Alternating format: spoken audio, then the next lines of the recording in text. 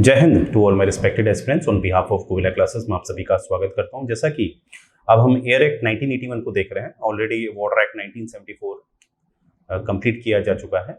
तो कल जो पहला लेक्चर था एयर एक्ट 1981 का, जिसमें मैंने सेक्शन 1, सेक्शन 2, सेक्शन 3 डिस्कस कर लिया है और आज हम उसके जो फर्दर सेक्शंस हैं उसको एक आसान शब्दों में समझने का प्रयास करेंगे। तो आइए शुरू करते हैं सेक्शन 4 से।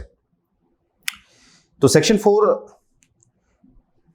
जो भी ऐसे एस्पिरेंट हैं जो डायरेक्ट मेरा लेक्चर 2 देख रहे हैं, तो पहले आपने क्या करना है, सेक्शन जो मेरा पहला लेक्चर था जिसमें सेक्शन 1, सेक्शन 2 और सेक्शन 3 को हमने डिस्कस किया है, उसी के बाद ये आप सेक्शन 4 वाला लेक्चर देखिएगा, राइट? तभी आपको बेहतर समझ में आएगा।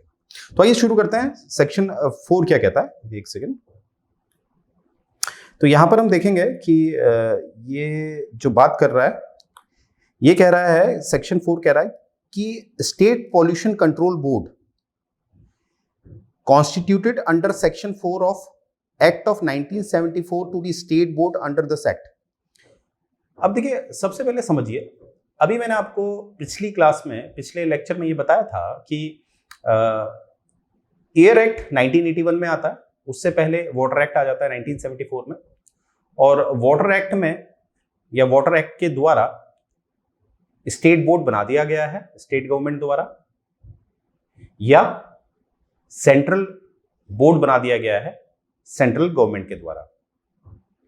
एक बार मैं फिर बताना चाहता हूं, प्रश्न है कि अगर मैं एक सेंटर की बात करूं, सेंटर का अपना कोई फिजिकल अपीयरेंस तो नहीं होता है ना। अगर आप पूछेंगे केंद्र सरकार जो होती है उसका, वो सभी राज्यों की सरकार होती है, यानी कि संपूर्ण भारत की सरकार होती है। उसका कोई एक पर्टिकुलर राज्य तो होता नहीं है ना। तो प्रश्न है कि जो सेंट्रल गवर्नमेंट जो बोर्ड बनाती है, जो सेंट्रल बोर्ड है, वो किस जगह के लिए बनाती है? तो वो केंद्र शासित प्रदेश के लिए बनाती है, जिसे हम इंग्लिश में यूनियन टेरिटरी कहते हैं। तो ज्यादातर जो यूनियन टेरिटरीज होती हैं, वहां पर जो भी आपको ये पॉल्यूशन कंट्रोल बोर्ड मिलेंगे, वो बनाया होता है सेंट्रल गवर्नमेंट में। ये बात आपने याद रखनी है, राइट? अन्यथा जितने भी अदर बोर्ड्स हैं वो ज्यादातर हमें किसके दिखते हैं, वो स्टेट द्वारा बनाए गए हैं, राइट? तो देखते हैं यहां पर क्या कहा जा रहा है। यहां पर ये कहा जा रहा है कि आपको पता है, in any state in which water pollution act 1974 is in force, यानी कि इसको एक आसान शब्दों से समझना है, वो कह क्या रहा है। देखिए, मैंने कल ही आपको एक बात बताई थी कि 5 अगस्त 2019 से जो आर्टिकल 370 था वो हटा दिया गया है। उससे क्या हुआ? उससे ये हुआ कि अब पार्लियामेंट जो भी कानून बनाएगी वो जम्मू एंड कश्मीर में भी लागू होगा। पहले आर्टिकल 370 की वजह से जम्मू एंड कश्मीर पे जो भी कोई कानून संसद बनाती थी, पार्लियामेंट बनाती थी, वो तभी लागू होता था जब जम्मू एंड कश्मीर की जो विधानसभा है वो अपनी सहमति देगी, अन्यथा नहीं लागू होगा। तो इसी वजह से क्या है, जब ये एक्ट बन रहे हैं, वाटर एक्ट 1974 बना हुआ है, 1974 में बना हुआ है, एयर एक्ट 1981 में बना है, इसीलिए ये एक क्लॉज देते जा रहे हैं कि कहीं पर ये एक्ट अगर लागू नहीं हुआ है तो वहां पर क्या। तो ज्यादातर ये किसको प्रदर्शित करना चाह रहे हैं? जम्मू एंड कश्मीर वाले को, क्योंकि अगर ये एक्ट बनाएंगे तो आर्टिकल को तो बाईपास नहीं कर सकते ना, संविधान को तो बाईपास नहीं कर सकते। परंतु वर्तमान की बात की जाए, आज की बात की जाए, तो यहां पर आप सिंपल सी बात याद रखिएगा, जब तक आर्टिकल 370 इनएक्टिव है तब तक जो भी राज्य होगा वो बाध्य होगा, उसके लिए मैंडेटरी होगा कि वो क्या करेगा, ये एक्ट के द्वारा इस एक्ट को अपने क्षेत्र में, अपने एरिया में लागू करेगा, राइट? ये बात आपने याद रखनी है। तो यहां पर ये जो पॉइंट आ रहा है कि in any state in which the water act जो 1974 का था is in force and the state government has constituted for that state a state pollution board, state pollution control board. यानी कि आज के समय में अगर मैं बोलूं तो सभी राज्यों में स्टेट पॉल्यूशन कंट्रोल बोर्ड होगा, अब बनेगा, नहीं होगा तो बनेगा, और बन चुका होगा, ठीक है? तो अब मेन मुद्दे में आ रहा हूं मैं। अब ये क्या कहना चाह रहा है यहां पर कि जिन राज्यों में वाटर एक्ट 1974 के द्वारा स्टेट पॉल्यूशन कंट्रोल बोर्ड बना हुआ है, जो वाटर यानी कि पानी से संबंधित जो मुद्दे हैं उनको देख रहा है, वही बोर्ड आपका एयर से संबंधित जो मुद्दे हैं या ये जो एक्ट 1981 पास हुआ है, वाटर एक्ट के बाद कौन सा एक्ट, एयर एक्ट, उसके भी जितने नियम हैं उन नियमों के हिसाब से चलेगा। इन शॉर्ट, ये जो स्टेट बोर्ड बनाया गया है ये अब क्या करेगा, 1981 के बाद इसके पास दो ड्यूटी आ गई है, एक वाटर से संबंधित और एक आपका एयर से संबंधित। ये बात बताई गई है आपके पूरे के पूरे सेक्शन 4 में। ये बात आपने याद रखनी है। तो यहां से हमें क्या जिस मिलता है, हमें जिस मिलता है कि एक ही जो स्टेट बोर्ड बनाया जा रहा है, स्टेट पॉल्यूशन कंट्रोल बोर्ड यानी कि स्टेट बोर्ड बनाया जा रहा है, वो अपनी पावर कहां से लेगा, यानी कि वो किस हिसाब से काम करेगा, एक तो वाटर एक्ट 1974 के हिसाब से काम करेगा और एक एयर एक्ट 1981 के हिसाब से काम करेगा। Very simple. और ये भी बात याद रखेंगे कि अब 370 आर्टिकल 370 डीएक्टिव फॉर्म में है, तो जम्मू एंड कश्मीर में भी ये लागू होगा। अगर जम्मू एंड कश्मीर में अभी तक इसे लागू नहीं किया गया है, क्योंकि अब तो यूनियन टेरिटरी बन गया है, तो ऑब्वियसली केंद्र सरकार वहां क्या बनाएगी, सेंट्रल पॉल्यूशन कंट्रोल बोर्ड बनेगा, राइट। अब ये हो गया हमारा सेक्शन 4। अब हम देखते हैं सेक्शन 5। अब हम देखते हैं सेक्शन 5 क्या कहता है, constitution of state board in any state in which water act 1974 is not in force. ये देखिए, ऐसा कोई क्षेत्र, ऐसा कोई राज्य जहां पर वाटर एक्ट 1974 लागू नहीं किया गया है। अब ऐसा स्टेट, ऐसा क्षेत्र दो ही हो सकते हैं मेरे हिसाब से, एक तो वो जहां पानी नहीं है जैसे रेगिस्तान, या एक ऐसा जहां पर जम्मू एंड कश्मीर को जो स्पेशल दर्जा मिला था वहां लागू नहीं होगा, परंतु अब तो वहां भी लागू होगा क्योंकि विशेष दर्जा अब हट गया है। तो यानी कि रेगिस्तान को छोड़ के अब हर जगह हमें ये बोर्ड मिलेगा। इसीलिए इस लाइन का उतना महत्व नहीं रह गया जब तक 370 डीएक्टिव फॉर्म में है। मैं बार बार इसको बोल रहा हूं, राइट, ये बात आपने याद रखनी है।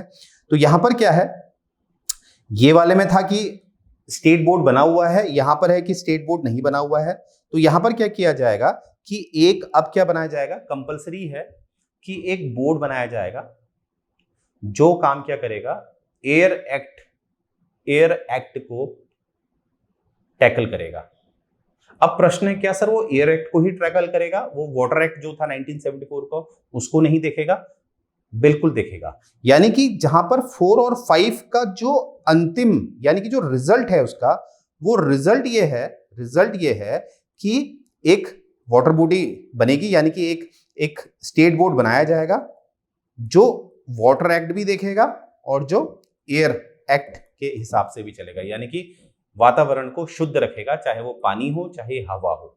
क्योंकि 4 में इसका जो सोर्स है वो ये बता रहा था कि यहां पर ऑलरेडी बोर्ड बना हुआ है, 5th यहां पर ये दिखा रहा है कि यहां पर बोर्ड नहीं बना है, ठीक है। और अंत मैंने बता दिया इसका डेस्टिनेशन क्या है, बोर्ड बनाएंगे और बोर्ड दोनों देखेगा, एयर भी देखेगा और वाटर भी देखेगा। ये बात आपने याद रखनी है। तो इतना हमें पढ़ना पड़ा एक सिंपल से आंसर के लिए। आपसे पूछा जाएगा कि एक ही बॉडी दोनों देख सकती है? ये जब बोर्ड होती है, स्टेट बोर्ड जो बनाए जाते हैं या जो सेंट्रल बोर्ड बनाए जाते हैं केंद्र शासित प्रदेशों के लिए, क्या वो दोनों काम देख सकते हैं? इसका आंसर है बिल्कुल हाँ, यस। ये बात आपने याद रखनी है। अब यहां पर जो सेक्शन 5 का जो क्लॉज 2 है वो क्या कह रहा है, very important, a state board constitute under this act shall consist the following members. अब यहां पर हम देखेंगे कौन कौन सदस्य बनते हैं, वेरी इंपॉर्टेंट, वो मेंबर्स से आपसे काफी क्वेश्चन पूछे जाएंगे, राइट। सबसे पहले हम देखेंगे जो स्टेट बोर्ड बनते हैं उसमें एक चेयरमैन होगा, ठीक है, क्या होगा, एक चेयरमैन होगा जिसके पास एक स्पेशल नॉलेज होगी, प्रैक्टिकल एक्सपीरियंस होगा in respect of matter relating to environment protection to be nominated by the state government. अब देखिए एक चेयरमैन बनाया जाएगा, ऑब्वियस है कि वो एक्सपर्ट होगा तभी उसे चेयरमैन बना रहे हैं। अब यहाँ पर जो क्वेश्चन बनेगा वो ये बनेगा, ये जो चेयरमैन है इसे नॉमिनेट कौन करेगा, सेंट्रल गवर्नमेंट करेगी या स्टेट गवर्नमेंट करेगी या कोई लोकल अथॉरिटी करेगी? तो इसका जो आंसर है वो है आपकी state government. Very very important, right. जो चेयरमैन बनाया जाएगा बोर्ड का, जो स्टेट बोर्ड का चेयरमैन होंगे वो कौन नॉमिनेट करेगा, वो करेगा state government. Very very important, ना कि सेंट्रल गवर्नमेंट। आगे देखते हैं, provided that the chairman may be either whole time और part time as the state government may think. यानी कि चेयरमैन को या तो होल टाइम के लिए बनाया जाएगा या पार्ट टाइम के लिए। हो सकता है ऐसा व्यक्ति जो सरकार का ही आदमी है उसको पार्ट टाइम ये जॉब दे दिया जाएगा कि आपने ये काम भी देखना है। यानी कि एग्जाम वाइज याद रखना, जो चेयरमैन होगा वो होल टाइम भी होता है और पार्ट टाइम भी हो सकता है, राइट, वेरी वेरी इंपॉर्टेंट। अब बी वाला देखते हैं इसके क्लॉज 2 का sub clause B, such number of official shall not exceed 5, यानी कि अधिकतम 5 होंगे, 5 से ज्यादा नहीं हो सकते। यानी कि जब उसे, जो हमारी राज्य सरकार है, जब सदस्यों को नियुक्त करेगी, जो हम बी वाला पढ़ने जा रहे हैं, सबसे पहले ये याद रखेंगे उनकी संख्या 5 से ज्यादा नहीं हो सकती। 1 को नियुक्त कर सकते हैं, 2 को कर सकते हैं, 3 को कर सकते हैं, 5 से ज्यादा नियुक्त नहीं कर सकते, वेरी इंपॉर्टेंट। अब क्या है, कुछ जो ऑफिशियल्स नियुक्त किए जाएंगे, वो नियुक्त कौन करेगा, स्टेट गवर्नमेंट करेगी, ठीक है, उन्हें नॉमिनेट कौन करेगा, स्टेट गवर्नमेंट करेगी। और ये जो अधिकतम 5 होंगे ये सरकार के ही लोग होंगे। जैसे सरकार होती है ना, आपको पता ही है, जैसे एक उदाहरण लेते हैं कि एक उत्तराखंड का उदाहरण लेते हैं। उत्तराखंड में मानते हैं टोटल विधानसभा सीट 70 है, तो वहां पर सरकार बनाने के लिए 36 लोग चाहिए, राइट, 36 में सरकार बन जाएगी। तो यहाँ पर जो मंत्री परिषद होंगे, मोटा मोटा मैं कह रहा हूँ कि 12 लोग जो मंत्री परिषद होंगे, मंत्री परिषद मतलब जिनके पास मंत्री का पद है। और जो बाकी बचे हैं, बाकी कितने बचे हैं, 4, जो 24 बचे हुए हैं, इनको क्या करती है सरकार, हो सकता है इनमें से अधिकतम 5 लोगों को, 2 भी हो सकते हैं, 3 भी हो सकते हैं, अधिकतम 5 लोगों को ये यहां पर नियुक्त कर सकती है as an official of this board, जो स्टेट बोर्ड है। और शर्त है ये सरकार के अपने आदमी होंगे। अगर बीजेपी सरकार है उत्तराखंड में, वास्तविकता में बीजेपी ही सरकार है, तो बीजेपी के ये अपने जो विधायक हैं, राज्य लेवल पे विधायक हम बोलेंगे, तो उनको ये नियुक्त कर सकते हैं। ये बात आपने याद रखनी है, इन्हीं के लोग होंगे, राइट।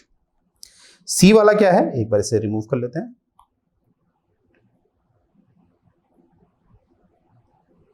अब हम देखेंगे सी वाला क्या है, बी हो गया हमारा, such number of person not exceeding 5, इसमें भी 5 से ज्यादा नहीं हो सकते, as the state government may think fit to be nominated by the state government from amongst the member from local authorities functioning with the.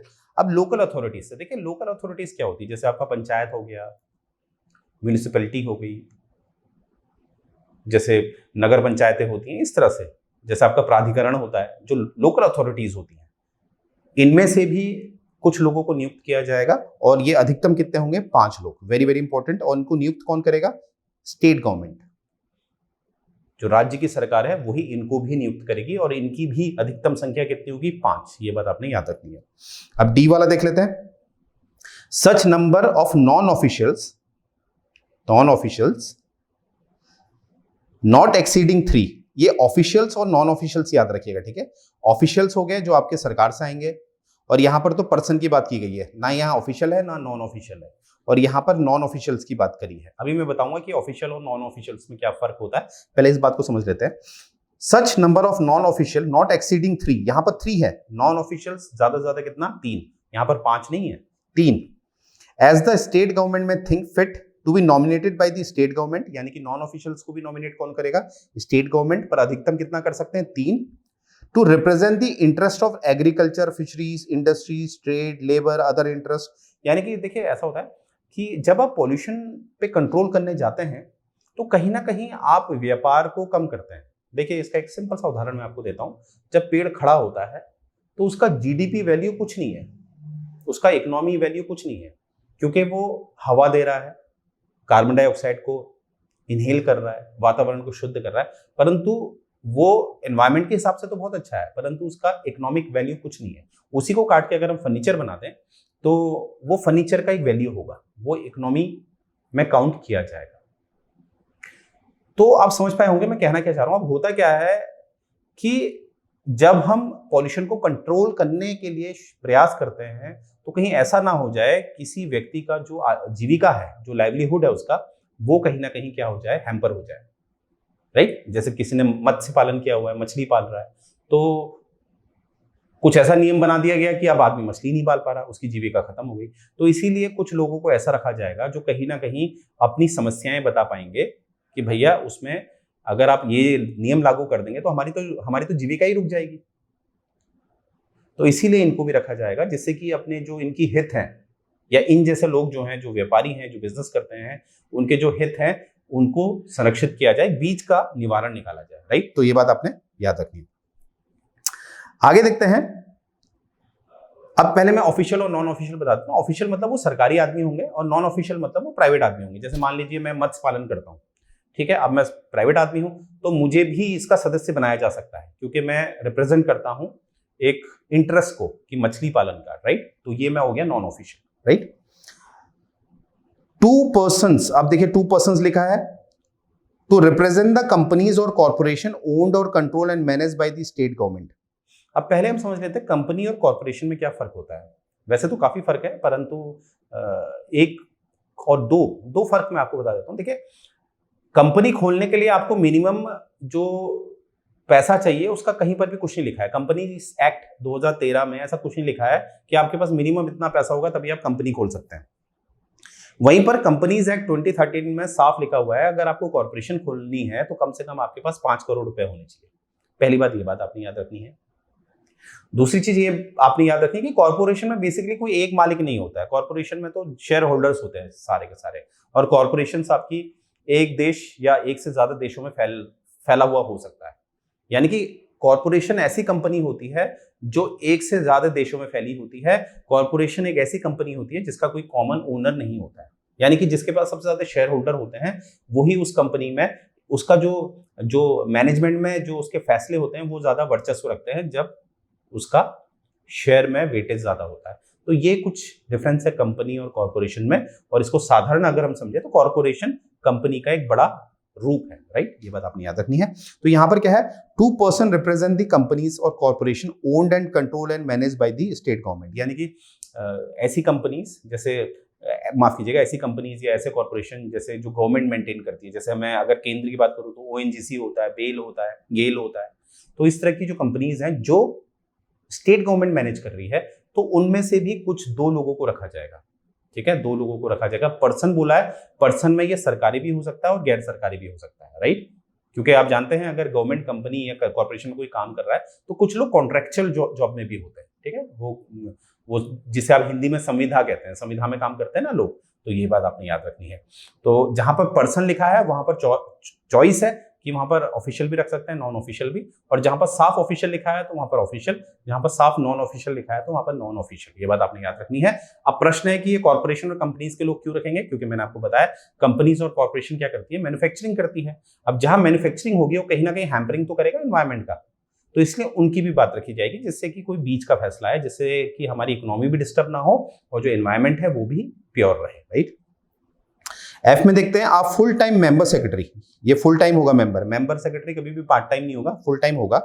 Having such qualification knowledge and experience of scientific engineering management aspect pollution control, मतलब इसके पास तजुर्बा होना चाहिए environment से संबंधित, इसके पास एक scientific knowledge भी होनी चाहिए, राइट। तो एक सेक्रेटरी को नियुक्त किया जाएगा, ठीक है। अब इसको अपॉइंट कौन करेगा, वो करेंगे state government, very very important, state government, ठीक है।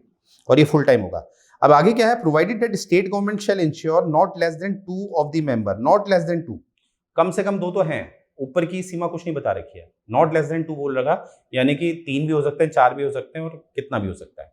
तो बोला है कि कम से कम 2 लोग जो स्टेट गवर्नमेंट है वो क्या करेगी, इंश्योर करेगी कि उनके पास स्पेशल नॉलेज होनी चाहिए, प्रैक्टिकल एक्सपीरियंस होना चाहिए, ठीक है, कि किसी तरह से जो एयर पॉल्यूशन है उसको कंट्रोल प्रिवेंट किया जाए। कुछ लोग ऐसे भी चाहिए जो पॉल्यूशन की तरफ से रहे कि भैया पॉल्यूशन को कैसे कंट्रोल करना है, वैज्ञानिक टाइप के लोग, है ना। तो यहां पर आप क्या समझ में आ रहा है आपको, आपको दिख रहा होगा ये बोर्ड में जितने भी सदस्य बनाए जा रहे हैं वो बैलेंस है।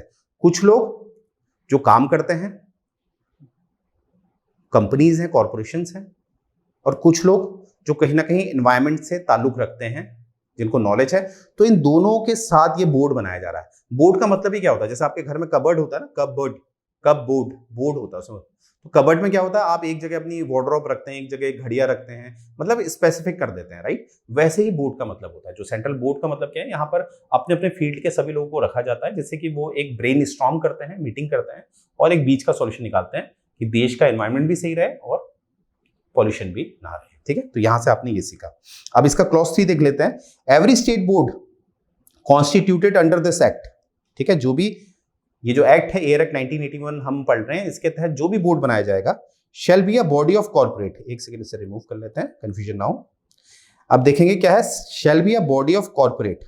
अब देखिए सिंपल सी बात है, अब इसको आगे बढ़ने की जरूरत ही नहीं, मैं आपको ऐसे ही समझा देता हूं। कॉर्पोरेट मतलब क्या होता है, एक उदाहरण से मैं आपको समझाता हूँ, तभी आपको समझ में आएगा। आप जो भी हैं, कुछ लोग मेरा लेक्चर अपने मोबाइल में देख रहे होंगे, स्मार्टफोन में देख रहे होंगे, और कुछ लोग अपने टैब में देख रहे होंगे, इस तरह से। तो आप देखिए, एक उदाहरण मैं लेता हूँ, आपके पास एप्पल का फोन है, राइट? तो आप एप्पल के फोन में मेरा वीडियो देख रहे हैं। अब मानते हैं आपने नया फोन लिया और ये एप्पल का फोन में वारंटी है 1 साल की, परंतु ये 2 महीने में खराब हो गया। तो आप इसको कंपनी में रिटर्न करवाओगे, या जो भी कंपनी ने वादा किया आपसे आप कराओगे, पर कंपनी कर ही नहीं रही काम, आपका सहयोग कर ही नहीं रही, तो आप सीधे कंज्यूमर कोर्ट जाते हैं।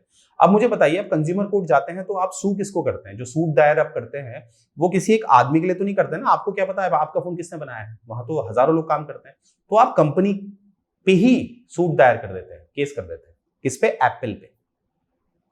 तो कॉर्पोरेट का मतलब ये होता है, कॉर्पोरेट का मतलब होता है यहां पर जो भी इसमें काम करेगा वो एक लीगल बॉडी बन जाती है।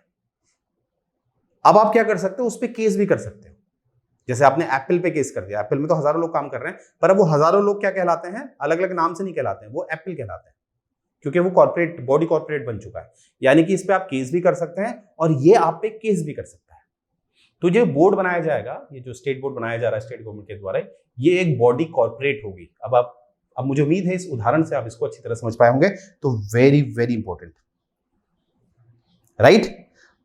तो यहां पर याद रखेंगे, ये अगर बॉडी कॉर्पोरेट है तो ये प्रॉपर्टी को एक्वायर भी कर सकती है। जैसे इंसान एक प्रॉपर्टी को एक्वायर कर सकता है ना, वैसे ये भी प्रॉपर्टी को एक्वायर भी कर सकते हैं, कॉन्ट्रैक्ट भी कर सकते हैं, ठीक है? तो इस तरह से बात है। तो जो भी इंसान कर सकता है वो ये कर सकते हैं, राइट? तो मुझे उम्मीद है ये आपको क्लियर हुआ होगा, क्योंकि ओनली 54 सेक्शंस हैं, बहुत इजी वे में आपको आसान शब्दों में मैं बताऊंगा, राइट? और मुझे उम्मीद है ये लेक्चर्स आपको पसंद आ रहे होंगे। अगर पसंद आ रहे हैं तो कमेंट करिए, वो हमें प्रोत्साहित करता है और अच्छे वीडियो बनाने के लिए हमें कहीं ना कहीं एक जोश दिलाता है। तो यहीं से मैं ये लेक्चर एंड करने जा रहा हूँ। जय हिंद।